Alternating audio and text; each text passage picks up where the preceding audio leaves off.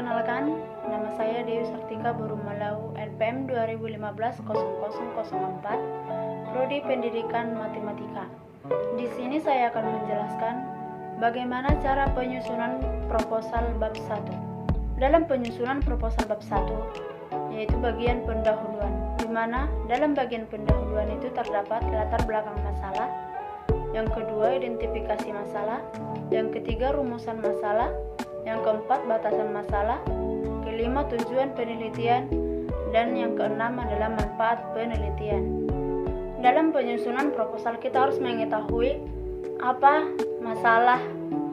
Terlebih dahulu kita harus mengetahui apa masalahnya agar kita dapat meneliti dan mengetahui bagaimana kita dapat mengidentifikasi, bagaimana kita dapat mengetahui rumusan masalahnya, batasan masalah, tujuan dan manfaatnya nanti.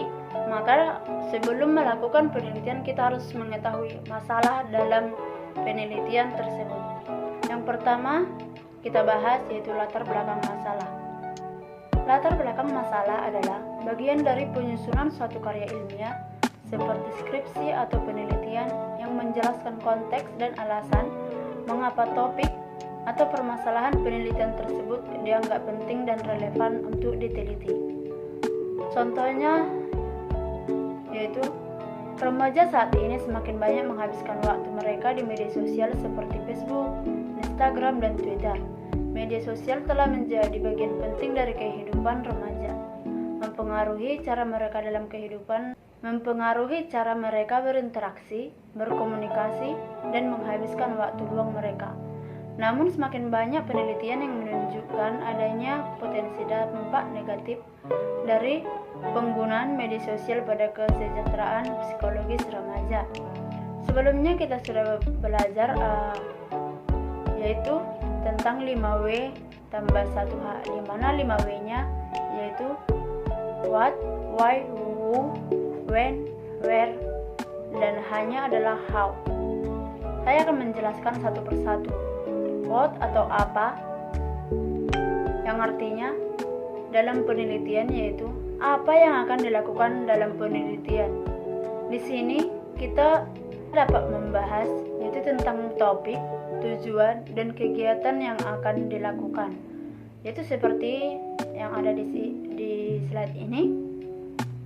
Topiknya di sini yaitu penggunaan media sosial. Ya kan, topiknya yaitu kebanyakan remaja menggunakan media sosial. Jadi yang kedua yaitu why. Why yaitu mengapa. Mengapa penelitian ini perlu dilakukan? Di sini kita membahas mengenai mengapa topik yang kita bahas tadi yaitu penggunaan media sosial bagi remaja. Mengapa kita harus membahas tersebut? Agar kita tahu apakah itu penting dan relevan untuk diteliti atau dilaksanakan. Nah, untuk yang ketiga yaitu who, yaitu siapa. Di sini kita disuruh untuk melibatkan siapa yang dilibatkan dalam penelitian ini. Seperti tadi yaitu remaja. Berarti kita melibatkan dalam penelitian ini yaitu remaja tersebut. Dan yang keempat when, kapan. Kapan penelitian ini dilakukan? Ini mencakup waktu pelaksanaan penelitian. Kapan kita meneliti? Meneliti penggunaan remaja tersebut yang mempengaruhi mereka berinteraksi, berkomunikasi, dan menghabiskan waktu luang mereka. Dan yang kelima yaitu where, di mana. Di mana kita melakukan penelitian ini? Di mana penelitian ini yang akan kita laksanakan, di mana kita menelitinya, seperti di sekolah. Dan yang keenam adalah how, bagaimana penelitian ini akan dilakukan, yaitu kita menjelaskan tentang metode apa yang akan kita gunakan untuk metode apa yang kita gunakan. Baik, yang kedua identifikasi masalah. Identifikasi masalah merupakan proses mengenali, menentukan, dan memahami permasalahan yang ada dalam suatu konteks tertentu. Identifikasi permasalahan yang mungkin muncul berdasarkan informasi. Contoh identifikasi masalah, apakah ada hubungan yang signifikan antara penggunaan media sosial tadi terhadap peningkatan kecerdasan remaja? Apakah ada? Kita harus mengetahui apakah ada hubungan yang signifikannya. Dan yang kedua yaitu bagaimana penggunaan media sosial dapat berkontribusi pada depresi pada remaja. Kita harus mengetahui bagaimana penggunaan media sosialnya dulu. Dan yang ketiga, apakah penggunaan media sosial berhubungan dengan perasaan kurang berarti dan rendahnya kepuasan diri pada remaja? Kita harus mengetahui apakah penggunaan media sosial berhubungan dengan perasaan kurang berarti dan rendahnya kepuasan diri pada remaja. Dan yang keempat, bagaimana faktor-faktor tertentu seperti durasi penggunaan media sosial atau jenis interaksi yang terjadi di dalamnya. Apakah ada faktor-faktor yang terjadi bila kita menggunakan media sosial itu dengan durasi yang panjang seperti itu contohnya. Nah, untuk yang selanjutnya yaitu rumusan masalah. Rumusan masalah adalah pernyataan yang jelas dan terdefinisi dengan baik mengenai permasalahan yang ingin dipecahkan atau diteliti dalam penelitian. Rumusan masalah ini bertujuan untuk mengidentifikasi fokus penelitian, memberikan arah dan batasan pada penelitian, serta memberikan panduan bagi peneliti dalam mengumpulkan dan menganalisis data. Contoh rumusan masalah ini yaitu rumusan masalah dalam penelitian tentang pengaruh media sosial terhadap kesejahteraan remaja tadi, yaitu bagaimana penggunaan media sosial berkontribusi terhadap tingkat kecemasan remaja di era digital. Kita harus mengetahui bagaimana penggunaan media sosial berkontribusi terhadap tingkat kecemasan remaja di era digital. Dan yang keempat yaitu batasan masalah. Batasan masalah dalam penelitian ini mengacu pada pembatasan atau ruang lingkup yang ditetapkan untuk mengarahkan penelitian agar tetap terfokus, terukur, dan terkendali. Batasan masalah mengidentifikasi parameter atau aspek yang akan dibatasi dalam penelitian, baik dari segi waktu, tempat, populasi, variabel, dan metode penelitian yang digunakan.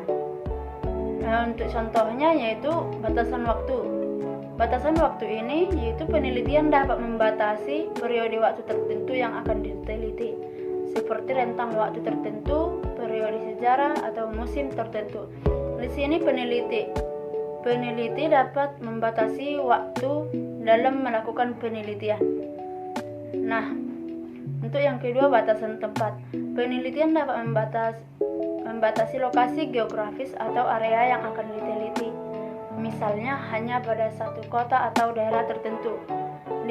Maksud dari batasan tempat ini adalah peneliti dapat membatasi tempat. Contohnya, peneliti hanya melakukan di satu tempat saja seperti di sekolah. Dan di sekolah itu hanya terdapat di satu sekolah, begitu. Itu harus dibatasi. Nah, untuk yang ketiga yaitu batasan populasi.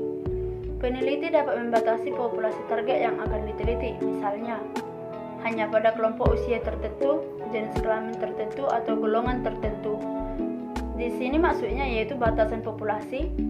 Peneliti dapat membatasi, contoh di sekolah. Di sekolah itu yaitu peneliti meneliti kelas 8 contohnya. Nah, peneliti dapat membatasi. Peneliti hanya melakukan penelitian di kelas 8 saja. Bisa seperti itu. Dan itu harus dibatasi. Untuk yang kelima yaitu tujuan penelitian. Tujuan penelitian adalah hasil yang ingin dicapai melalui pelaksanaan penelitian. Tujuan penelitian menjawab pertanyaan mengapa penelitian dilakukan dan apa yang ingin dicapai melalui penelitian tersebut. Contoh tujuan penelitian antara lain. Yang pertama ya contohnya menjelaskan atau memahami fenomena, yaitu tujuan penelitian dapat berfokus pada pemahaman dan deskripsi fenomena yang ada, seperti menggali persepsi, pendapat, atau pengalaman individu atau kelompok terkait dengan suatu topik tertentu. Jadi tujuan ini yaitu kita harus mengetahui tujuan untuk menjelaskan dan atau memahami fenomena. Kita harus mengerti tujuan penelitian yang dapat berfokus pada pemahaman gitu. Dan yang kedua, mengeksplorasi.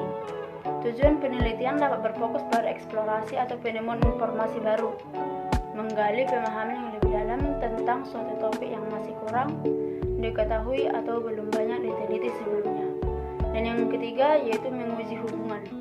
Tujuan penelitian dapat berfokus pada menguji hubungan antara variabel-variabel tertentu, baik dalam bentuk hubungan kausal, korelasi, perbedaan, atau pengaruh suatu variabel terhadap variabel lainnya. Yang keenam yaitu manfaat penelitian. Manfaat penelitian merujuk pada dampak praktis dan kontribusi ilmiah yang diperoleh dari hasil penelitian. Manfaat penelitian melibatkan penerapan pengetahuan yang diperoleh dari penelitian dalam kehidupan nyata, serta sumbangan terhadap perkembangan pengetahuan dan pemahaman di bidang yang relevan. Contohnya manfaat praktis. Manfaat praktis ini dapat memberikan manfaat praktis dengan memberikan solusi, rekomendasi, atau saran yang dapat diterapkan dalam konteks nyata. Hasil penelitian dapat memberikan panduan bagi kebijakan, program, atau praktik yang lebih baik, serta memberikan solusi untuk permasalahan atau tantangan yang dihadapi dalam bidang tertentu. Manfaat praktis ini contohnya jika peneliti meneliti di sekolah, maka peneliti harus mengetahui manfaat dia meneliti di sekolah itu, manfaatnya bagi peneliti, manfaat untuk dia itu apa, dan manfaatnya bagi siswa apa, serta manfaat di sekolah itu apa. Maka peneliti harus mengetahui apa manfaatnya dia melakukan penelitian di sekolah tersebut. Baiklah teman-teman, inilah yang dapat saya sampaikan dalam penyusunan proposal bab 1. Terima kasih.